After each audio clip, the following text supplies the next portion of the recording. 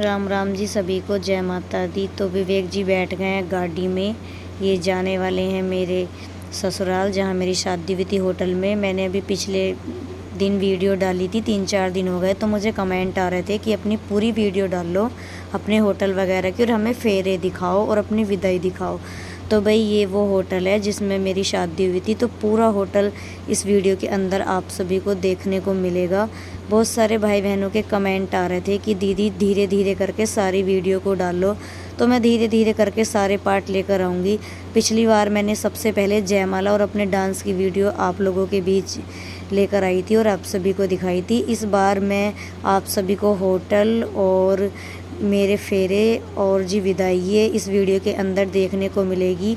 मैं नहीं चाहती कि मैं इसमें मतलब पैसा कोई कमाऊँ। मैं ये सोच रही थी कि चलो मैं गाना लगा दूँ, लेकिन क्या करूँ, गाने का यूट्यूब पर चल ही नहीं रहा, पता नहीं क्या दिक्कत हो रही है।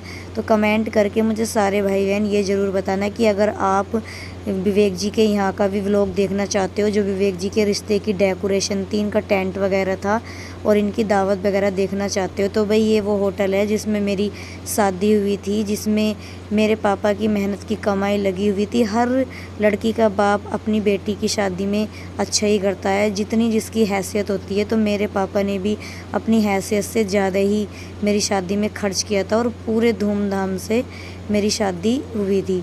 तो आज मैं ये वीडियो एडिटिंग कर रही हूँ तो मुझे बहुत ज़्यादा रोना आ रहा था। तो अब थोड़ी देर चुप होने के बाद मैं इसमें अपनी वॉइस आवाज़ बाद में डाल रही हूँ। तो ये मेरे दोनों पापा हैं और ये मेरे मामा जी का लड़का है और विवेक जी के मामा जी का लड़का। लाल स्वेटर वाला मेरे मामा जी का लड़का है। ये विवेक जी के फुफेरे भाई हैं और मेरे फूफा जी हैं जो मिलाप कर रहे हैं। हमारे यहाँ पे मिलाप भी चलता है। तो यहाँ पर चल रहा है खाना और खाना खाने के बाद विवेक जी बैठ गए हैं अपनी बग्गी पर।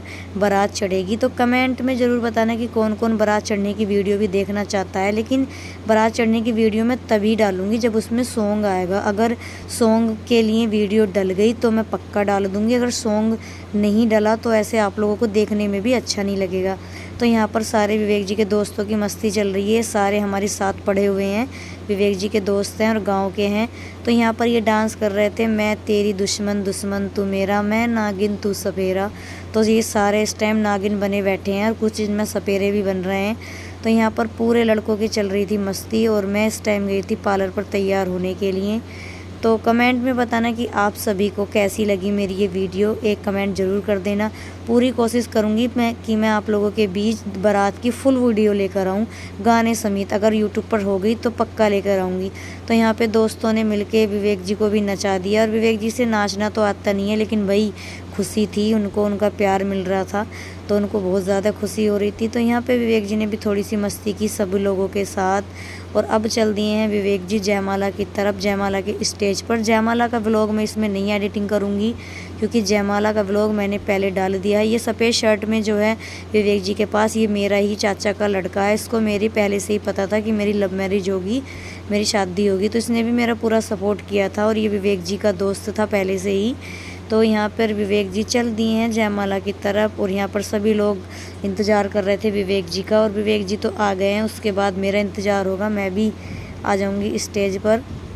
बस वीडियो को जिस टाइम भी मैं देख लेती हूँ ना, जितनी देर तक मैं वीडियो एडिटिंग करती हूँ उतनी देर तक ही मैं रोती हूँ, उतनी देर तक ही मैं अपने पुराने दिनों को याद कर कर के रोती हूँ। कसम से कह रही हूँ, जितने टाइम तक मैंने ये वीडियो एडिटिंग करी है उतने टाइम तक मेरी आँख का एक भी आंसू नहीं सूखा। मैंने वीडियो एडिटिंग करने के बाद वॉइस आवाज़ बहुत देर बाद डाली जब अपने आंसू मैंने सुखा लिए। तो ये है भाई जयमाला की डेकोरेशन। तो कमेंट में ये भी बताना कि जयमाला की डेकोरेशन कैसे लगी और कैसे लगे हमारे पतिदेव जी। तो यहाँ पर विवेक जी फुल तैयारी में थे और आप देख लो बिल्कुल शेरवानी पहनना नहीं चाह रहे थे। मुझे तो इनकी शेरवानी 1% भी अच्छी नहीं लगी थी। मैंने तो यही बोला था कि शेरवानी तो कतई अच्छी नहीं लग रही थी। मजाक में तो विवेक कह रहा है चलो मैं तो अच्छा लगा था। मैंने किया हाँ भाई तुम तो अच्छे थे ही, तो अच्छे तो लगोगे ही। तो यहाँ पे भाई जयमाला पर हम आ गए हैं। वो रस्म किस किस के यहाँ होती है जो चुंदड़ी पकड़ के बहन को भाई लेकर आते हैं। यहाँ पर विवेक जी ने मेरा हाथ पकड़ लिया है। बस भगवान से यही प्रार्थना करती हूँ कि ये हाथ हमेशा मेरे हाथ में रहे, जब तक मैं ज़िंदी रहूँ तब तक ये हाथ मेरे हाथ में रहे। कितना अच्छा फ़ील हो रहा था उस टाइम, सच में मैं बता नहीं सकती, क्योंकि भाई हमारा प्यार दोनों का मिल गया था। और बड़ी मन्नतों के बाद कोई मंदिर ऐसा नहीं छोड़ा जहाँ हमने मन्नतें ना मांगी, कुछ भी हमने ऐसा नहीं छोड़ा था जहाँ हमने मांग नहीं रखा था। बस हम तो यही बोलते थे दोनों कि भाई हमारी शादी हो जाए, और वो दिन आज आ ही गया था कि हमारी शादी हो ही गई थी। बहुत खुशी से, बहुत धूमधाम से, बहुत अच्छा लग रहा था। ऐसा लग रहा था कि भगवान ने इस दुनिया की सारी खुशी मुझे दे दी। यहाँ पर विवेक जी ने मुझे किस किया, और यहाँ पर ये पोज दिए जा रहे थे जो जयमाला के आवाज़ होते हैं, सभी बहनों के साथ होते हैं। तो यहाँ पर मैंने ज़्यादा एडिटिंग नहीं करी है क्योंकि व्लॉग हो जाएगा बहुत ज़्यादा बड़ा, तो मैंने थोड़ी सी एडिटिंग करी है, बस ज़्यादा नहीं करी क्योंकि बहुत लंबी वीडियो है तो कहाँ तक मैं अपलोड करूँगी। तो आप लोग देख लो कैसी लग रही हूँ मैं, ये भी कमेंट करके बताना। ज़्यादा सुंदर तो मैं हूँ नहीं, पर फिर भी भाई जैसा मैं पतली थी इस हिसाब से मेरा मेकअप अच्छा करा था, क्योंकि मेरी एज भी कम थी, ऊपर से मैं बहुत ज़्यादा वीक हो रही थी। क्योंकि वीक इसलिए हो रही थी, ऐसा लगता था पता नहीं शादी होगी नहीं होगी, क्योंकि मेरे जो माँ बाप है उनकी जो इच्छा थी वो एक सरकारी जॉब वाले को मेरी शादी करना चाहते थे, लेकिन मैंने छोटे से किसान से शादी की थी। तो इस करके मुझे ऐसा लगता था कि भाई मेरी शादी होगी भी या नहीं होगी। मुझे विवेक जी को, हम दोनों को बहुत ज़्यादा टेंशन थी। तो यहाँ पे मैं फेरों के लिए आ चुकी हूँ। विवेक जी पहले से ही बैठ गए हैं, और यहाँ पे विवेक जी ने कर ली है अपनी ड्रेस चेंज। यहाँ पे विवेक जी ने अपनी शेरवानी निकाल कर कोट पैंट पहन ली है। ये मेरी फ्रेंड थी, मेरे इस गाँव की ही, तो इसने मेरा पूरा साथ दिया, क्योंकि इस टाइम तो नींद आने लगती है जब रात की बारात होती है ना, और फेरे फिरते हैं सुबह के 3:30 ढाई बजे के आसपास, तो नींद आने लगती है। लेकिन फिर भी मेरी फैमिली वाले ने मेरा बहुत ज़्यादा सपोर्ट किया, और यहाँ पर हमारे हो गए हैं फेरे चालू। यहाँ पर ये पंडित जी जो बोल रहे थे हम वो कर रहे थे। यहाँ पर मेरे मम्मी पापा ने दिया कन्यादान। जब ये कन्यादान दिया था तो ऐसा लग रहा था कि आज मैं अपने माँ बाप को छोड़कर चली जाऊंगी। और ये है मेरी बुआ जी, एक एक करके सभी ने मुझे कन्यादान दिया। कुछ की वीडियो मैंने इसमें एडिटिंग की है, कुछ की नहीं की है क्योंकि बहुत ज़्यादा बड़ी हो जाती। और ये है मेरे चाची जी, और ये है मेरी ताई जी जो मुझे मेरी मम्मी समान ही प्यार देती हैं। अब तो इनको बहुत टेंशन रहती है विवेक जी की तरफ से, बस यही कहती हैं कि बच्ची जैसा तेरा टाइम कट रहा है काटती रहे, जो तेरे नसीब में है देख उसको तो हम भी नहीं मिटा सकते। बस तुझे हमारी इज्जत रखनी है, तुझे हमारी नाक रखनी है, तुझे वहीं रहकर अपना टाइम काटना है, अपने बेटे के सहारे अपनी फैमिली को देख और अपने पति की सेवा करती रहे। बाकी जो तेरे नसीब में है वो बेटा हम भी नहीं मिटा सकते। तो यहाँ पर भाई हम अपने फेरे की तैयारी हो ही रही थी। ये लकड़ियाँ रख रहे थे विवेक जी, और पंडित जी अपने मंत्र पढ़ रहे थे। और यहाँ पर बहुत ज़्यादा गर्मी लग रही थी। वैसे ठंड का मौसम था लेकिन गर्मी ज़्यादा लग रही थी क्योंकि आज पास से ही लग रही थी, और पसीना भी आ ही गया था। तो यहाँ पर हम दोनों ने मिलकर डाला इसमें घी। जब ये मैं वीडियो देख रही हूँ ना तो सच में ऐसा लग रहा है भगवान, ऐसा दिन भी था मेरी लाइफ में कि खुशियाँ ही खुशियाँ थी, और आज ऐसा दिन है कि खुशियों का पता ही नहीं, दुख ही दुख भरा हुआ है। बस यही हमारे जीवन का संघर्ष है। और यहाँ पर हम खड़े हो चुके हैं फेरे के लिए, और यहाँ पर ये मेरा भाई पता नहीं क्या दे रहा था, मुझे अब याद नहीं रहा, मैं भूल चुकी हूँ। कोई रस्म ही होती होगी ये जिसको पंडित जी करवा रहे थे, तो हम दोनों के हाथ पर इसको रख रहा था, और हम इसको ये जो आग जल रही थी इसमें अर्पित कर रहे थे। तो कमेंट में ये ज़रूर बताना कि विवेक जी आपको शेरवानी में ज़्यादा अच्छे लगे या फिर कोट पैंट में ज़्यादा अच्छे लगे। आप खुद देख लो, विवेक जी की ज़्यादा एज नहीं थी, ये 23 साल के थे, और ये भी पतले से थे बिल्कुल, और मैं भी पतली सी थी। दोनों पतले पतले थे, बिल्कुल गुड़िया गुड्डे से लग रहे थे। शादी की एज तो हमारी थी भी नहीं, सब यही बोल रहे थे कि इतनी कम उम्र में दोनों की शादी हुई है। जो भी सुन रहा था तो ऐसा लग रहा था अरे वो शादी लायक होगी, उसकी शादी कर रहा हो। जहाँ भी पापा कार्ड देने जाते थे, लेकिन पापा ये थोड़ी कहते कि हमारी बेटी मर्जी से शादी कर रही है। पर सभी को पता था कि मेरी लव मैरिज है, क्योंकि मेरी कास्ट में इतनी कम उम्र की शादी नहीं होती है। मेरी कास्ट में 25 साल से ज़्यादा एज की लड़कियों की शादी होती है, और लड़कों की भी। तो इस वजह से सबको अंदाज़ा लग गया था कि भाई लव मैरिज है जो इतनी जल्दी शादी हो रही है। और फिर सब ये बोल रहे थे कि भाई इसकी शादी तो नौकरी वाले को ढूंढ रहे थे इसके पापा, कि भाई मैं तो नौकरी वाले को करूँगा, और कर दी एक छोटे से किसान के यहाँ। तो उससे भी थोड़ा अंदाज़ा लगा लिया था। तो यहाँ पे भाई हमारे फेरे फिर रहे हैं। जब ये दिन मेरी लाइफ में था तो सच में मैं तो ज़मीन पर नहीं थी, ऐसा समझो कि आसमान में उड़ रही थी, क्योंकि इतनी खुशी दी थी भगवान ने हमें, इतनी खुशी दी थी कि ये खुशी इतनी थी कि हम लोगों को पता भी नहीं था कि सच में हमारे जीवन में भगवान इतनी भी खुशियाँ देंगे।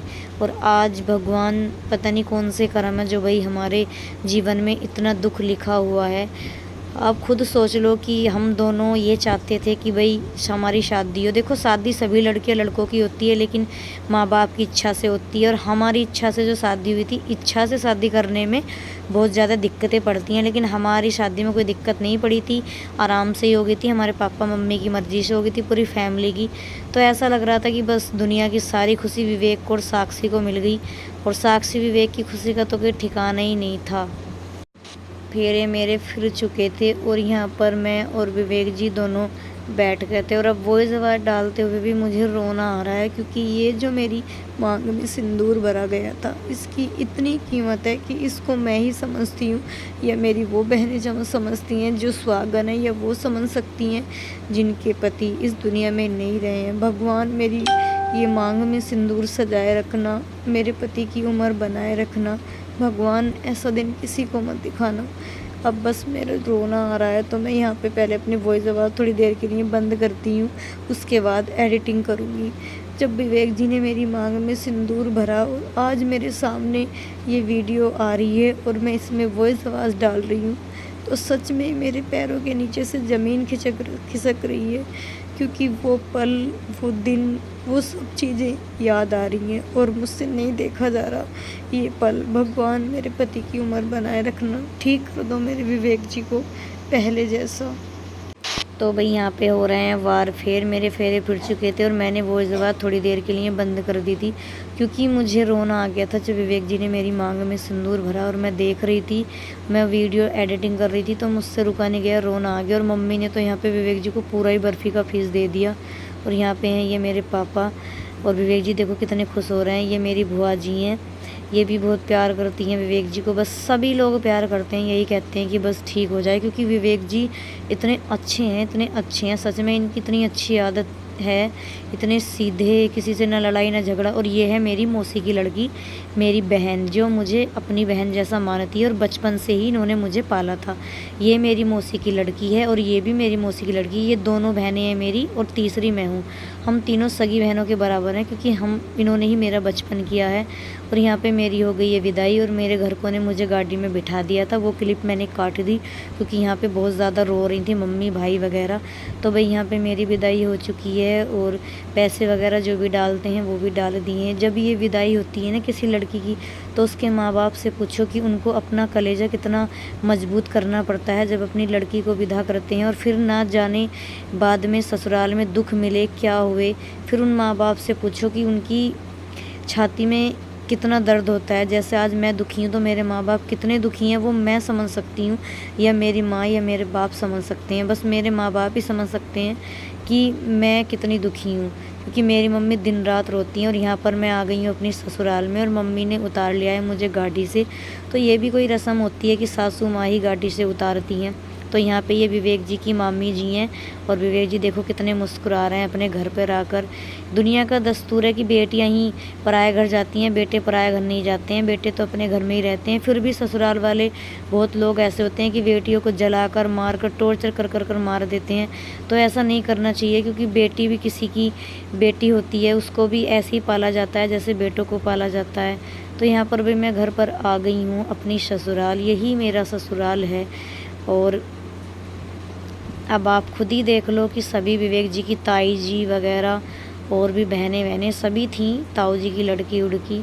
तो भाई हम चल दिए हैं अपने कमरे की तरफ, जिसमें आज मेरे विवेक जी बेड पर रहते हैं। ऐसी स्थिति में उसी कमरे में मेरा प्रवेश किया गया था, सामने वाला कमरा है हमारा ये। भगवान ऐसा दिन किसी को ना दिखाए, मैं तो बार बार अब भी यही कह रही हूँ। तो ये भी कोई रस्म होती है हमारे यहाँ पर कि चकले पर पैर रखा जाता है। पता नहीं ये रस्मों से क्या होता है भाई, ये चकले पर पैर रखने से क्या होता है, तो मुझे कमेंट करके ज़रूर बताना अगर किसी को पता हो। मुझे तो नहीं पता, मैंने तो फर्स्ट टाइम अपनी देखी थी, और लगता है सेकंड टाइम भी यही है, क्योंकि मैंने कभी किसी का और देखा ही नहीं। जब शादी के बाद एकदम ही विवेक जी का एक्सीडेंट हो गया, फिर कहीं मैं ज़्यादा जाती नहीं हूँ। तो यहाँ पर ये मेरे और विवेक जी के ऊपर पानी, पता नहीं दूध क्या था, जो मम्मी ने इस तरीके से उतारा और फिर इसको पी रही थी। और फिर विवेक कर रहे थे मजाक, विवेक कह रहे थे कि सारी लुटिया आज ही पियोगी क्या, थोड़ा बहुत छोड़ भी दो। तो यहाँ पर मजाक चल रही थी सभी की, और सब हंस रहे थे। कितने खुश थे सब लोग, हम सब कितने खुश थे। देखो मैं तो ज़्यादा वो नहीं हो सकती कि हंस नहीं सकती, क्योंकि मेरा तो नया नया थोड़ा सा मामला था, और कहते लोग कि भाई वो तो बड़ी हंस रही है। तो मैं तो अपनी गर्दन नीचे को ही करके खड़ी थी। भाई आ गए हैं अपनी ससुराल गेंदा फूल। और विवेक जी कितने खुश हैं, मैं भी बहुत खुश थी।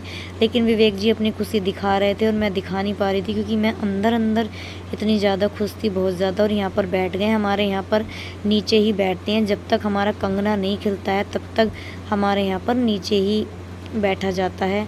पता नहीं आप सब लोगों के यहाँ पर बैठा जाता है या नहीं। तो जय श्री श्याम। अगली वीडियो देखने के लिए कमेंट जरूर